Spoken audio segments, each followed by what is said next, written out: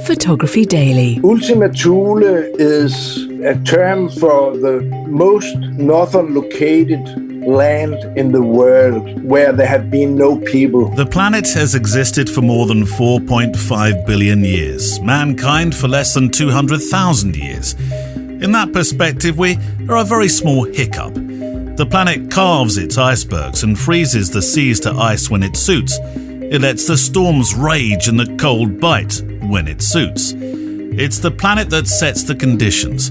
If we want to be here, we have to adapt or be crushed. Words from today's guest, world-renowned photo storyteller Henrik Saxgren, as we talk about his book and project Ultima Thule, a story about remote Greenland, a story that started with a photograph about a Japanese man who settled in the region. He took me out on the sea ice and it was a fantastic, and at that trip I decided one day I would do an exhibition and a book about this place. You can't make life happen in such a remote and stark place. This is a story about releasing, about letting serendipity play its part as a photographer. So I had to find another kind of zen within myself to just sit on the dog sledge and let it be and let it go and wait to see what the nature would bring. Let's be honest from the off, this is a book, an account about the reality of living in a part of the world at minus 35 degrees, where the hunters are the hunted, where age-old traditions are still practiced, an honest and authentic pictorial study of life in the Arctic, which doesn't fit with everyone's ideal. There was a museum's director who would like to show the work, but he was afraid that animal activists would come and destroy his museum. But it was a world-renowned photographer who convinced Henrik to complete the work. You have to take one more year where you go up there and show it's exactly as hard for people to live there as it is for animals. And that was the reason I started to ask for people who have lost parts of their body to frostbites. Henrik will reveal who that was in today's show, and he'll also talk about being in nature, at times closer to it than he may have imagined. The only thing I did was to follow the hunters, and if they were close to a polar bear, I felt I could be close as well. We talk about this zen-like state that living in the Arctic wilderness brought to Henrik. I learned that this way of behavior was much, much easier and had much more beauty than what I have done for years. So it actually changed me. The stories of life told by photographers. And today that photographer is Henrik Saxgren, who, as you'll hear, has dedicated his heart to Greenland. Because I have no thoughts about what could happen or how we came back or what I should do when I came home. I was just in the now. Patron of the day today is Lynn Fraser, and for good reason when I consider geography. When we talk about today's story, Lynn writes, "Photography is my escape from the daily grind. I can quite happily lose hours when out with my camera, often not moving very far in that time. I love to travel. My husband doesn't. Photography has given me the means to visit the places I want to see and experience in the company of like-minded people, and along the way I've made some wonderful friends. It's opened doors to the world and, maybe more importantly, doors within me. I've found a creative streak I didn't know existed, and I'm loving exploring it. I don't think my skill or creativity levels will necessarily match those of your guests, much as I would like them to, but I've learned over the last few months that what I do is enough." In 2016, Lynn spent 2 weeks in a national park in western Mongolia, spending time with the Kazakh nomads, some of whom were eagle hunters. As she described, the Kazakhs were some of the most welcoming, hospitable people I've met on my travels over the years. And when you look at the photo story, which I'll link to in the show page, you'll see a people who live a life respecting the wild, their lands, their relationship with nature. And it's, I think, a perfect fit to share space with today's guest on the programme. And that's what I meant by geography. From the price of one high street coffee per month, patrons are so important to helping maintain a future for this podcast. To thank them, all patrons get to hear the extra more editions, which on Thursdays include my photographic diary essay and also the new book club, which tomorrow includes a little extra from Henrik Saxgren, today's guest, plus footballing thoughts he shares with a legendary photographer. I so want to share this, but it's for your ears only, patrons, and book club this week features today's book. I want to take you on a further journey through the most remarkable title, Ultima Thule. We're also supported by mpb.com, the number one platform when it comes to trust for buying, selling and trading used camera gear, with offices and warehouses now in Brighton, UK, Brooklyn, USA, and now Berlin for Europe. If you have kit for sale, if you have kit you want to buy, MPB help feed the circular economy. And so there's, it's a sustainable way to shop too. So, Henrik Saxgren, I want to embarrass one of our patrons, a name you'll be familiar with from the Friday Photo Walk editions in particular, Lars Hegard, or as I affectionately now know him, Hegard the Dane. A month ago, Lars forwarded me a book, this one, a book featuring a photographer I did know of. I was familiar with his work, but needed a reminding jolt. And I wondered if perhaps, Lars, you'd sent me the book with an agenda to hear more. More, that is, from a photographer who seemed destined to make it big in the world of advertising with his skills, until, that is, he decided to tell the stories of and about people on this planet who needed a voice, his voice, and then people who we hold a great fascination for. This book that he sent me is unlike many, nay, most I would imagine I have in my collection, and that stands against some great names in a wealth of books I now find myself custodian for. Look, that's not to say I'm not wowed by the titles I take my customary half an hour a day with, but it's a book where I have genuinely felt I'm present with the photographer for the time that he's recorded in each scene. It's a book which will perhaps be uncomfortable for those who eat meat but don't like to think about the process of catching it. It holds no punches. It tells the truth about a land where if you remove your gloves at the wrong time in the wrong winds, you're likely to lose your fingers. Yet it's also peaceful in abundance. Some of the pictures will have you believe you're looking at charcoal recreations of snow and windswept scenes, yet these are photographs. And I want to unpick my emotions further in tomorrow's book club. So, Lars, thank you for the book. I dedicate this show to you. And Henrik, thank you for the book as well. I dedicate more reading time in the coming weeks and months as I study your story that you've made in the most incredible land most of us will never personally visit. Henrik Saxgren. Henrik, you trained originally as an advertising photographer, so the direction could have been set one way, but you changed course, really, didn't you? And I wonder why you changed course. Yeah, it was a dramatic change because I'm born in 53, and I'm a little bit late to be a 68er. But I became quite radical, left-wing, critical to capitalistic society. And at that time, it was very modern to follow your ideas. One could say that today people don't care much about that, but I couldn't see myself in the advertising world trying to make people buy more commercial stuff because I was against this kind of society. So I took the consequences of that and stopped the day after I got my education. And then I started to be a political activist with my camera to document humanistic documentary photography, I would say. These ideals you adopted as a photographer, moving straight out of advertising and into these more humanitarian fields, did that present you with a different kind of life challenge? Because I look at your stories from around the world that you're now well known and respected for, but you can't exactly hitchhike to places like Nicaragua, and I'm always fascinated by how photographers have managed to find a financial passport on top of their physical ones to fund these extraordinary journeys and stories.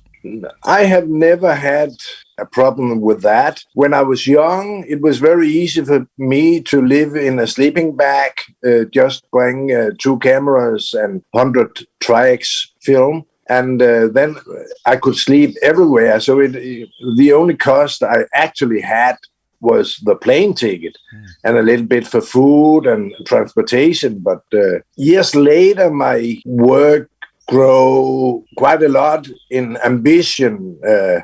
I learned that I could not do things on short time. I had to spend maybe 2-3 years on every project. In that situation, more funding was necessary for me. But because I succeeded with both exhibitions and books, the foundations in Denmark had an easy way to funding me because they could see that something came out of it.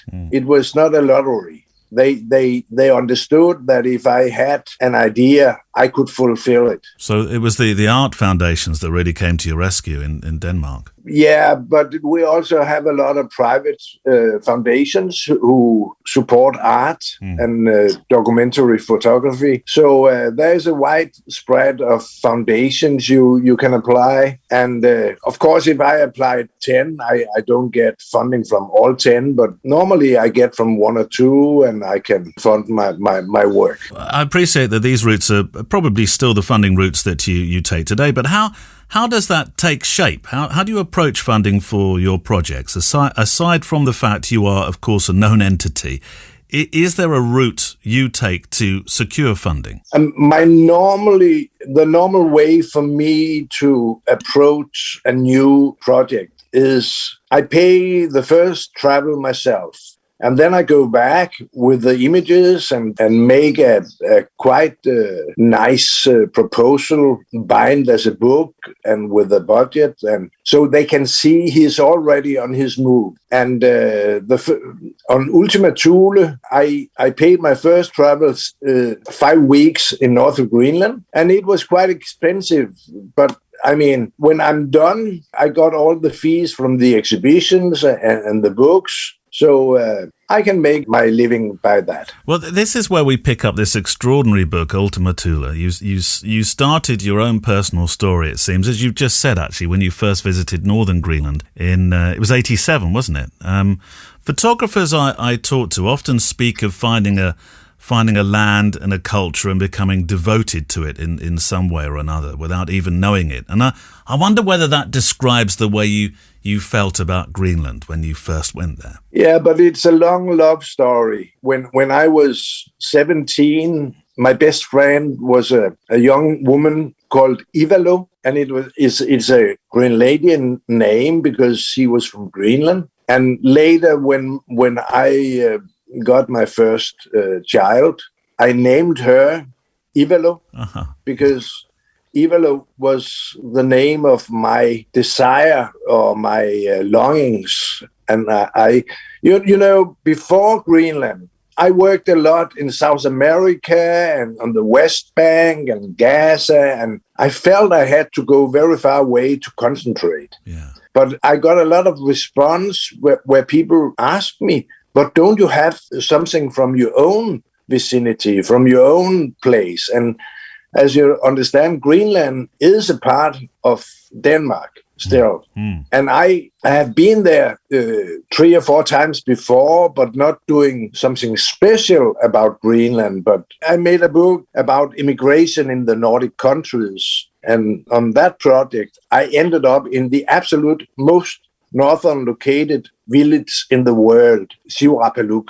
There was a Japanese guy living. He was a hunter now. And I made him for my book about immigration in the Nordic countries. And he took me on a hunt on the dog sleds. And I think that led you out to your first hunt as such, didn't it? Yeah. But I was not there to do the hunting. No. I was there to do a portrait of him as an immigrant. Yeah. But he took me out on the sea ice, and it was a fantastic. And at that trip, I decided one day I would do an exhibition and a book about this place. But this 2005 visit, though, I assume you're talking about, and I'm hoping I'm going to get his name correct, Ikuoshima. Ikushima, yes. He's a very nice guy. So when he first arrived in Greenland, as I understand it, he lived in a hut on a beach, no electricity, no running water, and only the local children to learn the language from, because the locals left him alone pretty much, didn't they? But it's the mentality many remote places that if a foreigner comes, they have to look him up and try to figure out what kind of person he is. Maybe in a big city like London or Copenhagen, it's easy for us to meet a stranger. But on remote places, they need time. Yeah. So he lived there in that hut on the beach for 1 year before the locals start to invite him into the society. Well, I know Greenland is a place you love, this remote, extraordinary place on Earth that even the so-called Great Wars didn't touch and didn't reach. But then comes this project we're talking about today then, Henrik, and I feel I jumped the funding gun before really getting a grasp of the more spiritual and creative reason for doing it. Ultima Thule, this incredible book that describes graphically the isolation, the cold, the people, the way of life. But what do the words on the front cover mean? What do they translate as? Ultima Thule is a term for the most northern located land in the world where there had been no people. And if sailors came to the absolutely north and had an idea that they had arrived to Ultima Thule, they could be sure if they met a unicorn, because it was populated with unicorn. And that's actually the reason that the kings in Europe built their throne chairs by what they thought was a unicorn horn. But actually it was the horn from a narwhal. A narwhal, yeah. So when William Baffin in 1616 came to the last place on Earth which was not populated, he thought he came to Ultima Thule, but there were no unicorns. So from his crossing the 76 grade line, there was no more Ultima Thule on the globe. So it changed to be just an idea about the most northern located land in the world. It's a fascinating land, and you photograph it so well. Our Arctic life, I think, is so interesting, I think, for those that live in warm houses in not so cold places year round, who go to the supermarket for food. I mean, this shows down to earth, different living, doesn't it? And your book is not shy of revealing the reality of hunting, the necessity of it, the sharp reality of no food means no meal, no life. How did you find the people living this life? How did they take to you? Yeah, as I told you, my very old Greenlandian friend Ivalo, it came out that her former mate lived in the biggest village up there. So she made the contract to her and she took care of me. But you have to understand, Denmark and Greenland has lived together for more than 300 years. So we have a lot of connection within families and friends. But it's not difficult for me to come to Greenland because a lot of people speak the Danish language. It's very hard to learn to speak the Greenlandian language. So I take advantage of the language because they learn that in school. Right. Of course, many of the old hunters don't speak Danish or don't want to speak Danish. But you can imagine, I come to a little town with 600 inhabitants, and I know from the beginning the maid for my old friend, and she present me for the others, and she said, I will talk to a hunter and he can bring you on the sea ice and he can take you on a narwhal hunt or a polar bear hunt.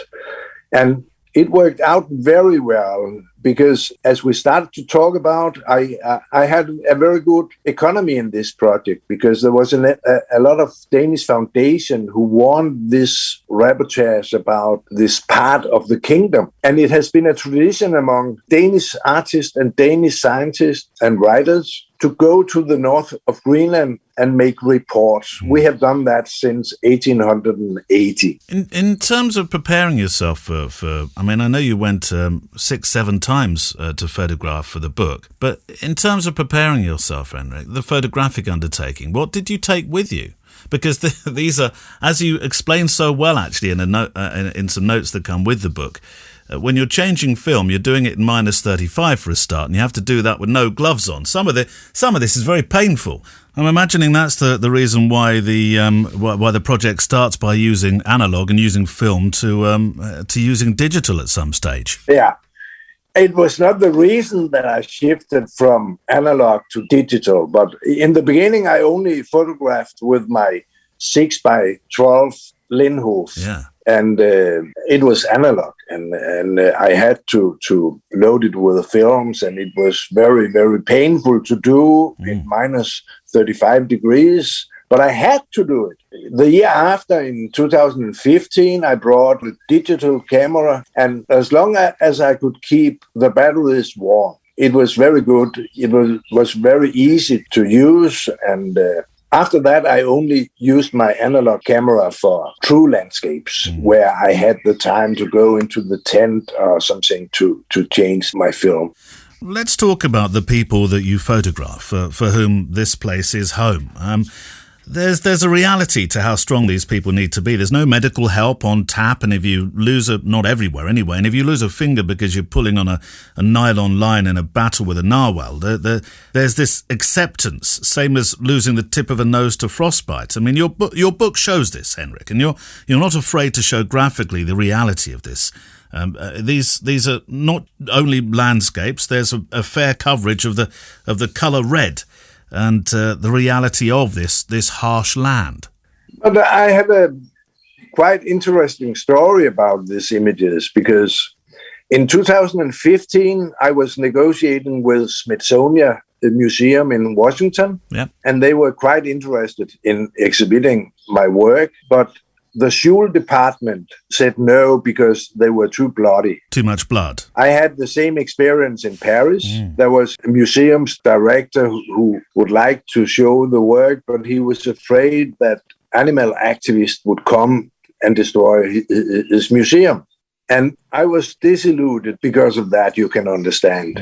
I really wanted to exhibit my work abroad. And my good friend, Sebastião Salgado, when I'm in Paris, I always live in his house because we are very close friends. And we talked about that. And he said, Henrik, you have to take one more year where you go up there and show it's exactly as hard for people to live there as it is for animals. And that was the reason I started to ask for people who have lost parts of the body to frostbites and things like that, to show that it was as hard to be a human as to be an animal. So it was actually Sebastião who kicked me in that direction. And actually, you've gone through your own suffering as you've been making these pictures as well, haven't you? You've had several close calls, although your near-death experience wasn't caused by a bear or ice falling through into the water, anything like that. It was actually caused by a pillow blocking a chimney, wasn't it? Yeah, but that's how life is. All my friends and family told me to be aware of the polar bear and not falling into the icy water, or everything they could imagine. But the close call was in the hut because all the oxygen was eaten by the heater. Yeah. Nobody could imagine that from the beginning. So I was aware of all the known dangers, but I was not aware of this hidden danger. Back with Henrik Saxgren in a moment. For the next 3 months in 2021, we're proud on this show to partner for the first time a photographic event, and that's an outdoor exhibition in the south of England called Photo Swindon, featuring 3 international photographers, Martin Parr, Jason Florio, and Sanne de Wilde. Now, don't worry if you're not based in the UK, because we'll be linking in the weeks to come to their works and the event. But if you are in the UK and in travel distance of the event, this exhibition, curated by photographer Jennifer Berry, features a collection of works with a shared title, In Sync, Natures of Togetherness, which deals with a world that's coming together now after a year and a half of being isolated. It's about how togetherness has really always been here, although we've been locked down. On Friday, I'm visiting the event for its opening, and I'll be reporting back to you, of course. Right, back to Henrik Saxgren. I want to talk about you, Henrik, in terms of you making pictures in this, if I can call it, wilderness, because it is in parts, in places. And I wonder if it's changed the way you work as a person. I mean, this is an unforgiving place, but it's different to the very unforgiving places you've photographed before, isn't it? It was fantastic for me to be there because I have been quite a non-patient guy. I have pushed a lot when I'm working. I did an exhibition also with the large format cameras, 4x5 inches in Gaza. I lived there for a month. And I used 5 drivers because all of them would not follow my instructions. They felt it was too dangerous. They would not go that close to the border, or they would not go that close to things. So I have been a quite pushing guy. But when I came to Thule, I realized that this behavior was not useful at all.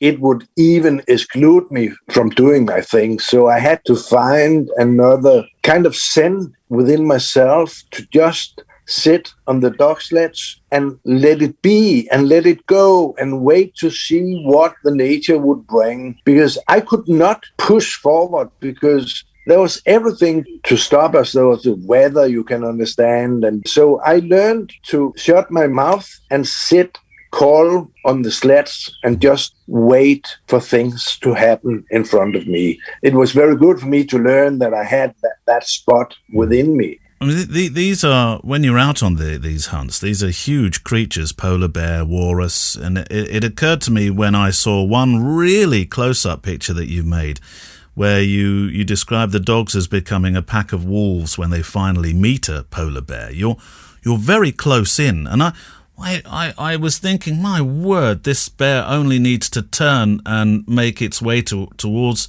Henrik, and there's a problem here. Were you aware of the danger that you put yourself in at times like this? The personal dangers, that is. Of course, I had some ideas of the dangers I could meet, but because I found this calm side of myself, I found the silence, the zen. Actually, the only thing I did was to follow the hunters. And if they were close to a polar bear, I felt I could be close as well. As long as the dogs was between me and the bear, I felt safe. But I learned from the hunters. I just watched how they did and how they acted, and I did the same. Yeah. So I was never afraid.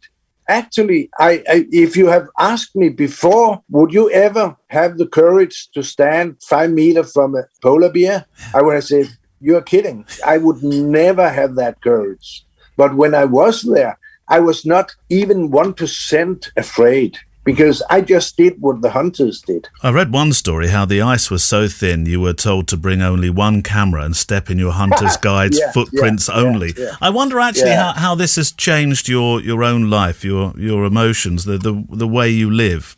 Because now you truly understand the meaning of walking on thin ice. How has it changed you? Oh, if you ask my family and my friends, I have changed a lot.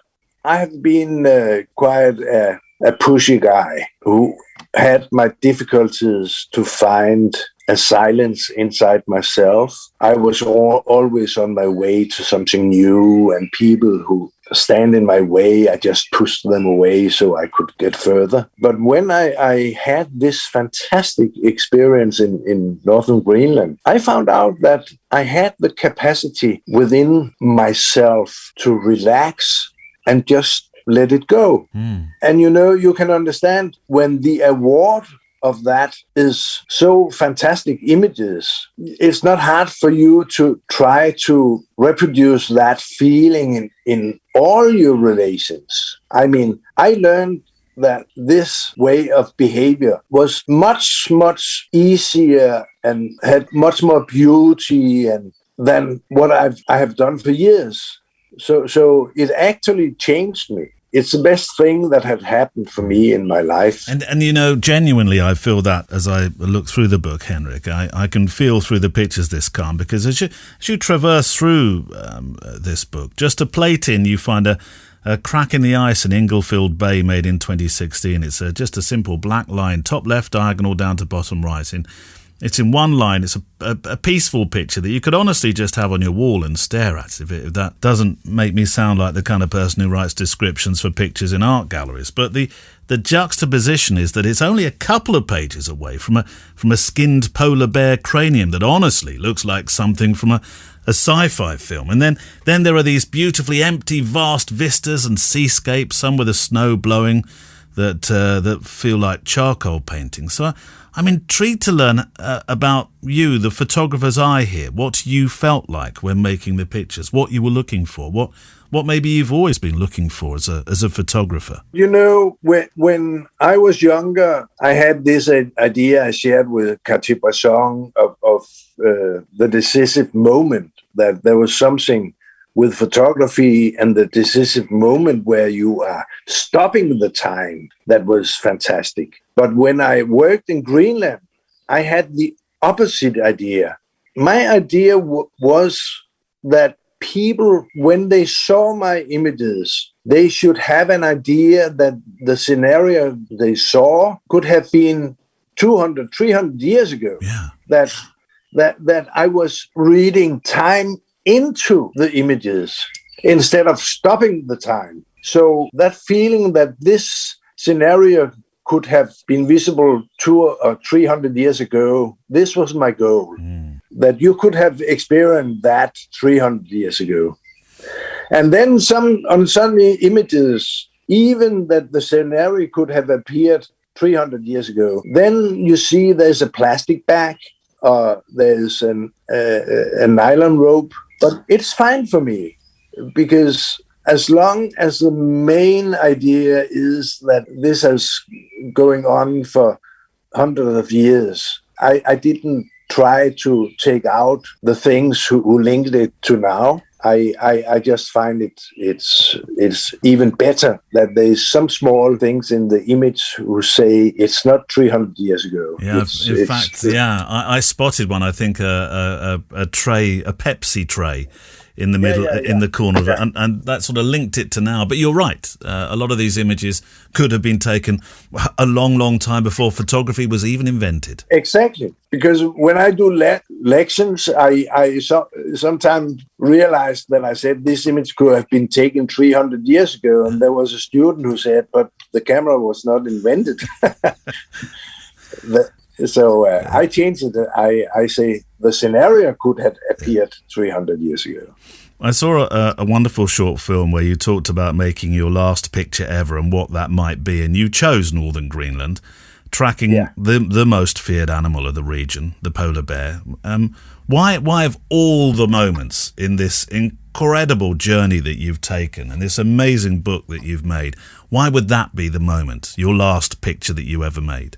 Because it was the strongest feeling I have ever had of Zen in my life, because I have no thoughts about what could happen or how we came back or what I should do when I came home. I was just in the now. I was just 100% in the now. And it was a fantastic experience.